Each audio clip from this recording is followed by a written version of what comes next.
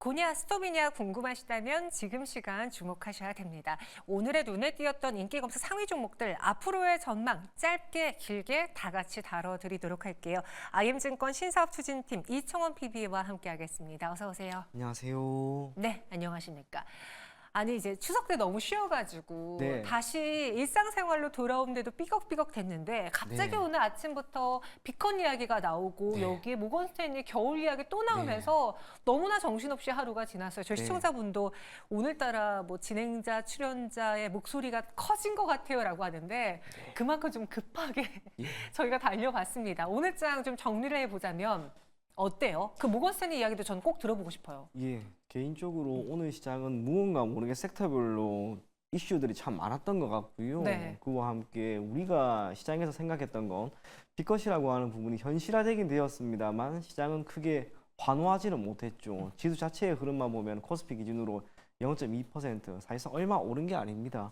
코스닥 같은 경우에는 상대적으로 괜찮은 투자 수익률 혹은 오늘 오름세를 보였다 하더라도 우리가 기대했던 수준은 아니다라고 하는 건 그도 그럴 것이 금리 인하에 대한 기대감은 기존에 팽배했습니다. 그리고 그게 이제 현실화되었습니다. 기대감이 오히려 소멸되었다는 것. 그러한 가운데 다행스러운 것은 역사적으로 보았을 때 1975년 이후로 금리 인하가 단행이 된 이후부터 3개월이 지난 시점, 6개월이 지난 시점, 12개월이 지난 시점에 시장의 수익률은 역시나 괜찮았다는 겁니다. 그렇다면 오늘 하루의 흐름 자체는 조금 아쉬움이 있다 하더라도 우리가 시간을 두고 접근했을 때는 전반적으로 우호적인 시장이 우리 앞에 펼쳐지지 않을까 그리 보여지고요.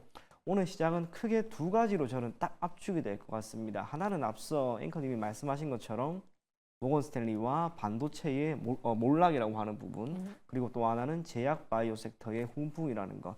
당분간 이 흐름이 적어도 내일 그리고 한 다음 주 정도까지는 이어질 것으로 보여지니까 섹터의 선정을 여러분들이 잘해서 그에 걸맞는 투자 수익률 가지고 갈 것을 권해드리겠습니다. 네. 더 깊은 이야기는 종목 보면서 하나씩 다뤄볼게요. 지난주의 성적은 어땠을까요? 보시죠.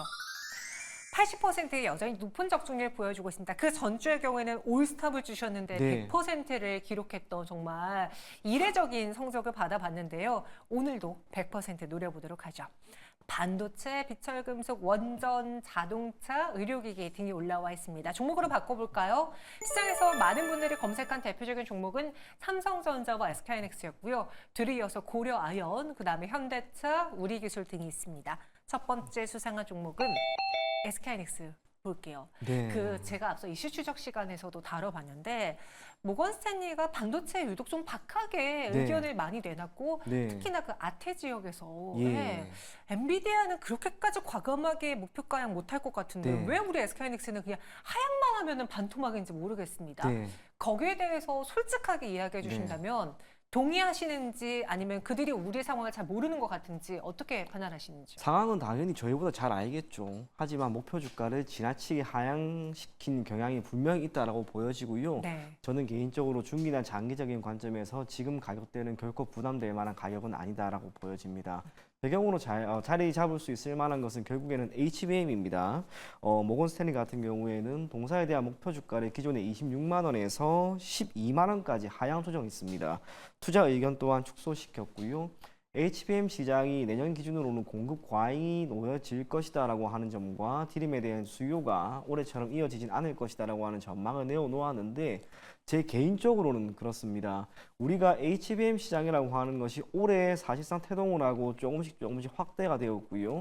내년에는 이 시장의 규모는 더 커질 것이다라고 보여집니다. 얼마 전 엔비디아의 젠슨 왕 또한 우리가 이 AI에 대한 수요 매우 감동적이다라고 하는 표현을 한 것은 저는 거기에 따른 이유는 분명히 있다라고 보여집니다. 결국 시장의 규모 자체는 커집니다. 그에 따른 SK하이닉스의 시장 점유율은 마이크론과 삼성전자의 침투에 따라서 소폭 줄어들 수 있다 하더라도 시장 규모 전체가 커지기 때문에 거기에서 가지고 갈 수 있는 수익은 저는 당연히 더 커질 것이다 그리 보여집니다. 또한 디램에 대한 수요가 조금은 감소될 것이다라고 하는 전망이 나오고 있습니다만 여전히 1분기, 2분기 그리고 3분기까지 디램과 낸드에 대한 가격은 전년 동기 대비 10에서 15% 정도 오르고 있다는 것 덕분에 올해 실적에 대한 전망도 지금 나쁜 게 아닙니다. 영업이익 같은 경우에는 3분기 기준으로 6조 4천억 원이 전망이 되고 있고요. 매출액은 18조 1천억 원 정도가 전망이 됩니다. 시장이 생각했던 수준을 소폭 하회한다 하더라도 지금의 주가를 한번 보시면 25만 원 정도까지 갔던 주가가 거의 지금 15만 원까지 떨어졌습니다. 그걸 감안해서 우리가 봐야 합니다.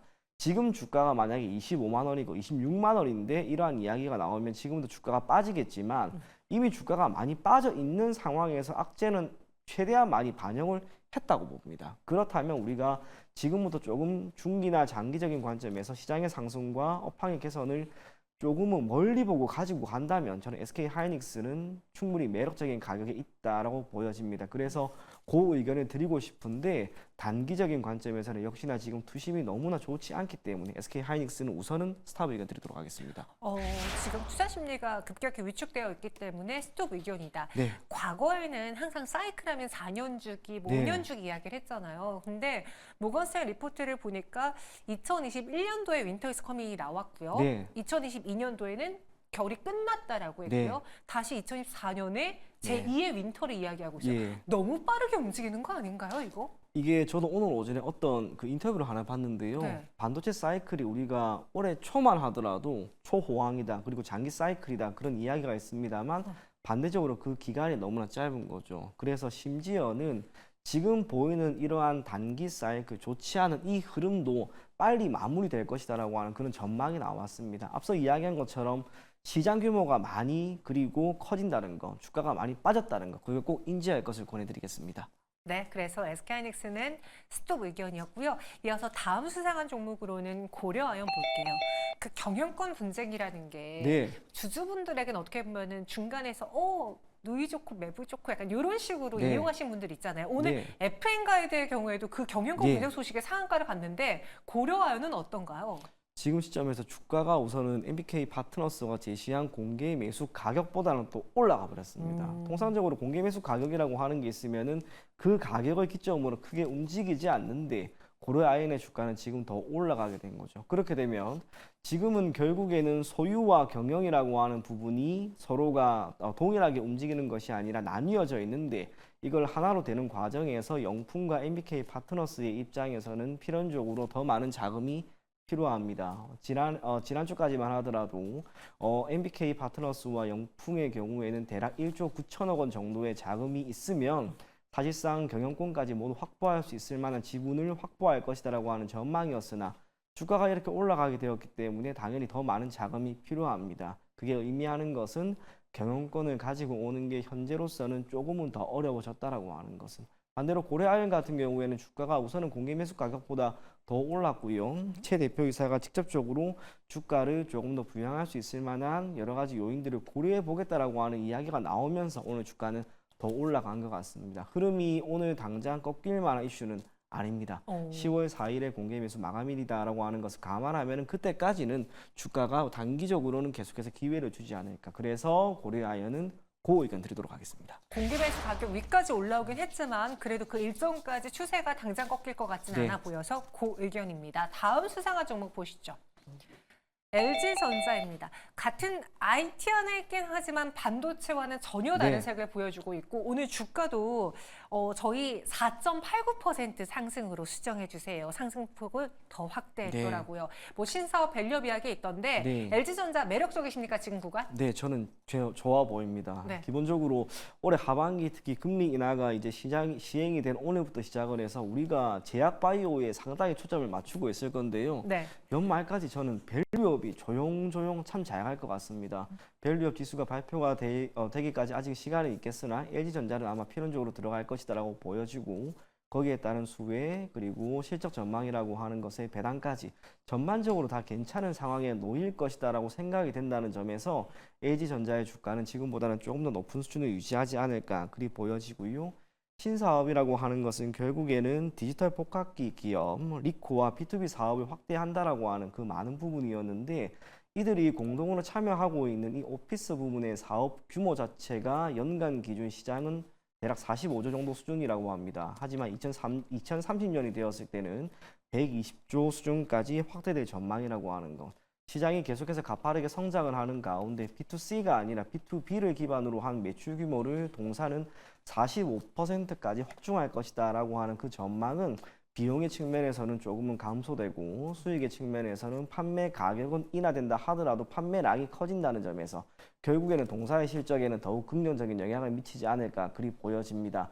전기전자이나 사실상 가전기업입니다. 네. 그런 면에서 지금 시장의 흐름은 전기전자가 아니라 가전 쪽은 조금 좋게 보일 수 있다는 점에서 LG전자의 주가는 저는 개인적으로 조금은 더 오르지 않을까라고 보여지나 동사의 주가가 오늘 평소보다는 변동성이 조금 컸습니다. 이렇게 되면 내일 시장이 어떻게 될지는 모르겠는데 저는 개인적으로 내일 시장이 약간의 조정이 나올 것 같아서 LG전자는 우선은 스탑을 드리도록 하겠습니다. 매력적이지만 오늘 평소보다 변동이 컸기 때문에 또 위로 컸기 때문에 내일은 살짝 쉬었다 갈 것이다.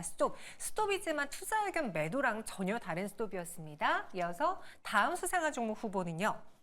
HD 현대 일렉트릭 볼게요. 저희가 앞서서도 이제 마감에 전력 이야기를 살짝 해봤는데 확실히 반도체보다는 회복 탄력도가 좀 높은 것 같아요. 전력이. 네, 상대적으로 주가가 쉬어갔던 그 구간 그리고 기간도 분명히 길었고요. 네. 지금 뚜렷한 모멘텀이 두 가지가 있습니다. 첫째로는 해리스라고 하는 부분이 역시 다 키워드가 될 것 같은데 해리스와 트럼프의 지지율의 격차가 오늘 기준으로 기존의 3%포인트에서 6%포인트까지 확장되었습니다. 이 흐름이 더 커질지는 당연히 모르는 부분이나 전반적으로 지난 토론회에서 트럼프가 조금 아쉬운 발언을 많이 했다라고 하는 것. 그 이후로 보였던 행동도 약간은 조금은 비호감적인 게 분명히 있었습니다. 그래서 해리스 쪽으로 조금 더 무게추가 옮겨지게 되면서 변압기, 전력기기 쪽으로는 수혜가 역시나 기대가 된다라고 하는 점. 거기에 실적도 지금 잘 나오는 거죠. 변압기 사실상 소형이 되든 대형이 되든 누적 수출액은 10억 3,200만 달러로 7월까지 우선은 집계가 되었습니다. 지난해 기준으로 87%까지 우선은 이미 달성을 했기 때문에 추가적으로 올해는 지난해는 무난하게 넘어갈 것이다라고 하는 전망과 함께 미국 같은 경우에는 2015년 이후로 유의미한 전력망의 교체를 하지 못했습니다. 그 모든 것에 대한 기대감이 이제야 다시 한번 묻어나는 것. 그걸 감안한다면 HD 현대 일렉트릭은 결국에는 52주 신고가를 경신할 것이다. 그래서 그 의견 드리도록 하겠습니다. 오, 전력주들 반등 가능하다. 하지만 전고점까지는 못 갈 것 같다라는 이야기도 최근에 들었는데 네. 오히려 우리 PB님은 전고점까지도 신고가까지도 갈 것이다. 빠르게 갈 것 같아요. 빠르게 갈 것 네. 같다라는 의견, 그 의견으로 정리해 보겠습니다. 마지막 수상한 종목 후보는 뭐 볼까요? 샤페론 볼게요. 오늘 상한가 마감했는데 네. 물론 제약바이오가 뜨거운 거 알겠습니다. 그 안에서 근데 뚜렷한 이유를 모르겠는 종목들마저도 크게 올라요. 네. 샤페론은 이유가 있었습니까? 아토피 치료제가 있었어요. 아, 그러니까 아토피 치료제가 가지고 있는 특징이 뭐냐면 100% 완치라고 하는 게 이게 쉽지가 않습니다. 저도 5살 된 딸이 있는데 이 딸도 제 딸도 지금 한 3살 때부터 시작을 해서 아토피가 약간 나는데 아무리 약 쓰고 뭐 해도 잘 안 돼요. 그만큼 완치가 되는 게 어려운 게 바로 이 아토피입니다. 그러한 상황에서 아토피 치료제의 시장 규모가 올해 기준으로는 약 18조 5천억 원 정도인데 이게 10년이 지난 시점에서는 2배 수준까지 증가한다라고 하는 거. 그리고 지금까지 명확하게 스테로이드 관련 치료제가 되든 백신이 되든 뚜렷한 무언가가 없기 때문에 이에 대한 기회를 삼을 수 있을 만한 많은 기업들은 단기적으로 이렇게 주가가 오를 가능성이 크다고 우리가 봐야 됩니다. 동사의 주가가 오늘 오후 대략 한 2시 정도까지 상한가 부근에서 왔다 갔다 하다가 결국에는 상한가로 마감이 되었는데요. 네. 매수 잔고가 적지 않다라고 하는 것을 제가 마지막으로 확인을 하고 왔습니다. 이렇게 되면 내일 시가 자체를 이제 띄우고 출발을 하는 거예요. 그게 얼마나 될지는 모르겠습니다만 저는 개인적으로 이 아토피 치료제라고 하는 이 부분이 결코 약한 모멘텀은 아닌 듯합니다. 그 모든 것을 감안했을 때 샤페론은 역시나 고를 주는 게 맞다. 그렇게 이야기 전해드리겠습니다. 네, 오늘 상한가 마감했는데 추가 상승 가능할 것 같다. 실제로 보면 주변에 아토피를 겪었던, 특히나 어린 시절에 겪었던 분들이 네. 정말 많아요. 예. 네, 그래서 뭐 현대인의 질병이다라고 했죠. 샤페론 고 의견입니다. 전체 10개에 대한 투자 의견은 어떨까요? 오늘은 고가 더 많을지요. 5대 5로 딱 똑같습니다. 이 중에서 오늘의 베스트 수상한 종목은 무엇입니까? 샤페론입니다. 샤페론. 상한가로 마감을 했기 때문에 네. 저는 개인적으로 내일 한 번 더 튈 것이다라고 보여지고요. 동사가 기술적인 흐름을 이렇게 쭉 보게 되면 참 예쁘더라고요. 그래서 우상향을 조금씩 하고 있고 그리고 섹터의 훈풍이 저는 오늘이 마지막이 아니라고 봅니다. 기타 제약 바이오 관련된 기업들 중에서 오늘 52주 신고가가 안 나온 기업들이 있습니다. 대표적으로 에이프릴 바이오, ABA 바이오, 그리고 바이넥스 오늘 나왔고요. 뭐 ST팜 이러한 기업들이 다시 한번 올라가면서 동일한 섹터에 있는 동사의 주가도 결국에는 한 번은 더 올라가지 않을까 그렇게 보여집니다. 목표 주가는 4,250원이고요. 손절 가격은 3,500원 제시해 드리도록 하겠습니다. 네, 목표 주가는 4,250원, 손절 가격은 3,500원. 오늘 막판에 이 상한가가 풀리나 했는데 결국 안착이 되었으니까 내일 추가적인 상승도 충분히 가능해 보인다라는 의견까지 드렸습니다. 오늘 10가지 종목 고스톱 의견 들어봤고요. 이청훈 PB와 함께했습니다. 고맙습니다. 감사합니다.